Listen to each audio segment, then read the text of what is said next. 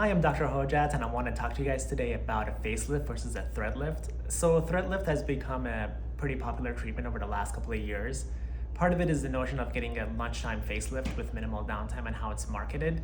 People are always asking more and more about it. What I would urge you is that to not look at the treatments as the same either or situation. It's not as if you're getting a threadlift to avoid a facelift or vice versa.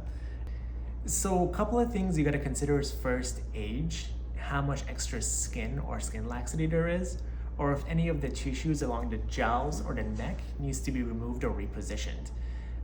What a thread lift is doing, it is basically a semi-permanent suture that's lifting the skin and some of the superficial tissue, versus a good facelift is releasing some of the tissue that's descended over time to reposition it, so it gives you a long-lasting and a more natural result.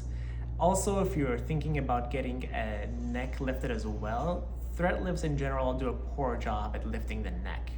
Second is economics. So thread lifts is far from a standard term in the US. So depending on how many threads they use, where they're placed, the material that's being used, the expertise of the provider, the cost can vary anywhere from a few $1,000s to close to $10,000. Usually for maintenance, you need to repeat this treatment about once a year, so the cost could build up quickly. A facelift, on the other hand, should last anywhere upwards of 10 years, and the cost is variable as well, depending on the location, the technique, and the surgeon experience, but it could be anywhere from $10,000 to $15,000 to over $50,000. But you're getting a more long-lasting effect out of it.